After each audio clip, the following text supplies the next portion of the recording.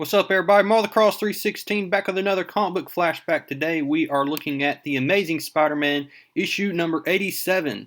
This issue came out in August of 1970, and today we see the big reveal. Not only is Spider-Man unmasked, but Peter Parker reveals his secret identity to his best friends, his closest people in his life, except for Aunt May. And so that's going to be something else. We're going to be looking at a pretty interesting issue today. So don't turn away. Don't click that X in the corner. Instead, just keep on, sit back and relax, and just tune in to this great comic here. And so today's issue is brought to you by Stan Lee, who wrote this issue. We have John Romita and Jim Mooney on the illustrations, and the lettering page is by Sam Rosen. So we left off on last issue, and we had Peter Parker worrying that he is losing his powers here. And we know that he was bitten by a radioactive spider when he was in high school, and part of that radioactivity went into his bloodstream. And so what he's doing now is he's actually checking his blood sample on this little slab here with his microscope, and he's having a hard time looking into the microscope. He is just so delirious, and I mean he definitely has a fever of some sort, so he's definitely just not in a well condition. He is very ill right now, as we learned from last issue when he fought the Black Widow for the first time. We saw just how ill he was, and he barely was able to cope with her. And so, if he even runs into one of his villains in this issue, it's game over.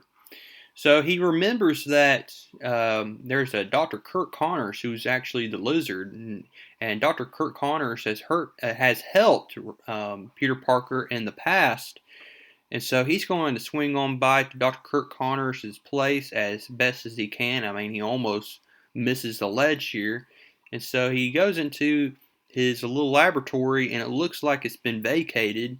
It looks like Dr. Kurt Connors has moved back to Florida with his family. And so that was the last little shot that Spider-Man had as to trying to get some help. He doesn't want to go to a hospital because he fears that he'll be unmasked there and he'll have his secret identity revealed there, and he definitely doesn't want to take the chance. So he has no choice. Then he remembers, oh crap, I gotta go to Gwen Stacy's birthday party. It's a surprise birthday party. I'm her boyfriend, and I'm not even there right now, and it's taking place right now, and I haven't even gotten her a birthday gift.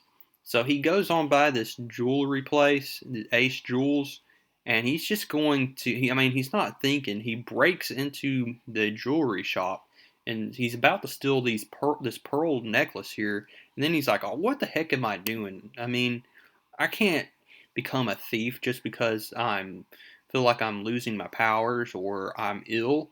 They said that will just make Jameson right.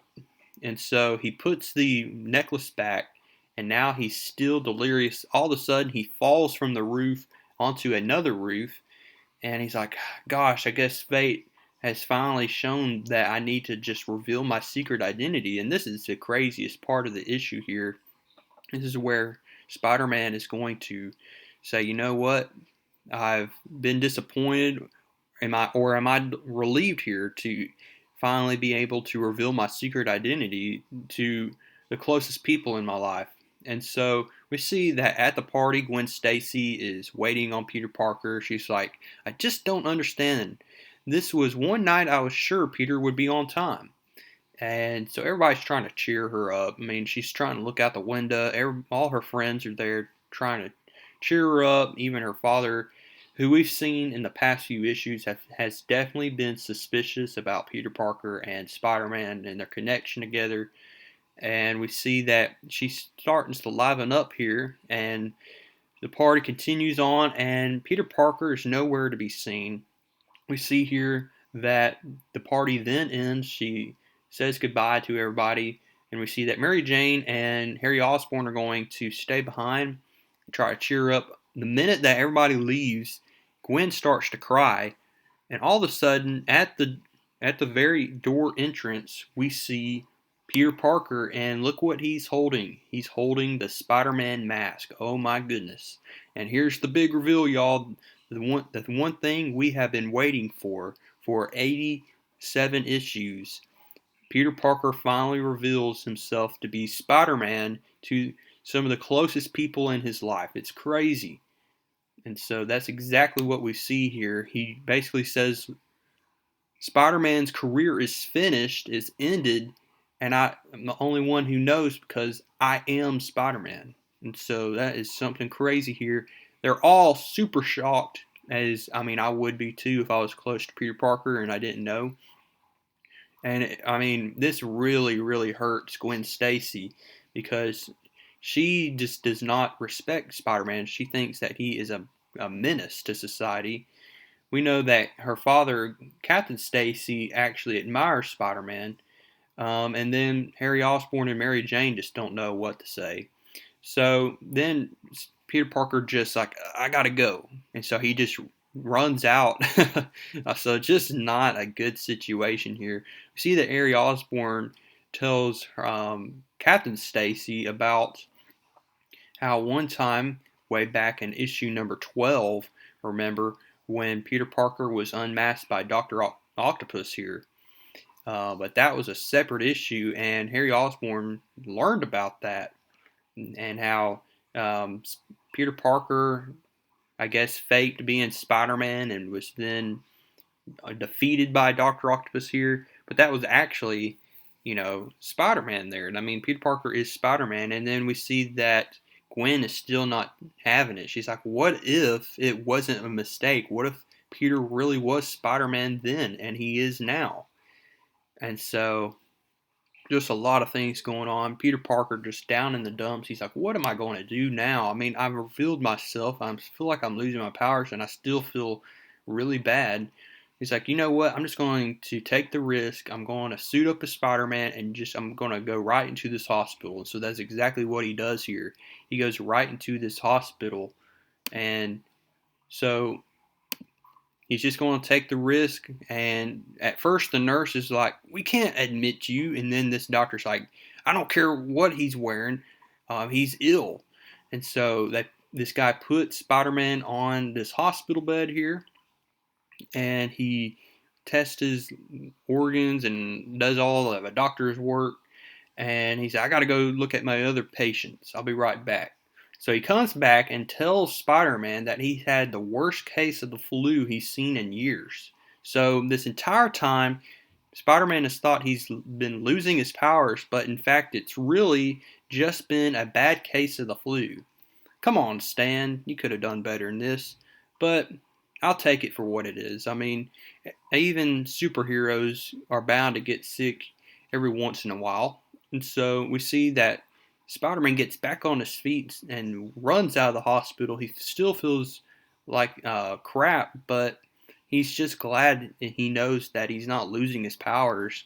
And it was just the flu, but now he has to deal with the fact of that he just revealed his secret identity to Gwen and Mary Jane and Harry Osborn and Captain Stacy. So now he's going to have to come up with an explanation for all this. So he gets the idea to go and visit an old friend of his, even an enemy that he had fought in the past. So he webs up his face, and he's still in the cities, and he swings on by, and he just so happens to ask if he can get some help from this guy named Hobby Brown. Now, Hobby Brown, if you don't remember, back in issue number 78 and 79, he was the Prowler. And so the Prowler was a villain of Spider-Man, but Spider-Man didn't turn him into the police. And so Hobby Brown says, you know what? I owe you one, so I'm going to help you out. So Hobby Brown is going to dress up as Spider-Man, and this is going to clear Peter Parker from all the suspicions. So Peter Parker, later that day, is going to go stop on by Gwen Stacy's house, and everybody's relieved to see him, and he has a lot of explaining to do. Gwen is like, look, I saw the Spider-Man mask in your hand. What's going on? All of a sudden, we see Spider-Man, who is Hobby Brown, dressed as Spider-Man here, he sneaks into the window, and I don't know how he does it because Hobby Brown doesn't have Spider-Man powers, but we'll worry about that later. I don't know how they'll explain that, but we see that Spider-Man sneaks on into the Stacy residence here, and he's like, "Look, just make sure I get my cut of the dough you rake in taking my pictures, little man." So then Peter Parker is definitely in the clear. We still see that Gwen's father, Captain George Stacy, is still suspicious. He's like, looks like Peter's in the clear, and I have to admit I'm pretty relieved myself. But we still see once Peter Parker is in the clear and Gwen's so happy, and she said, "Look, you need to get home. You're still warm." We see that Gwen's father is still suspicious. Look how suspicious he is. I mean, his face. I think he still is thinking something's not adding up here. And so, will Gwen's dad continue to be suspicious? We'll have to worry about that in the next few issues to come. Also, we're seeing the return of Dr. Octopus. And so, we'll be seeing him coming up next issue. Excuse me, in issue number 88. So hope to see you there. Go ahead, give this video a like, comment down below what you liked about this issue, and I will see y'all in the next one.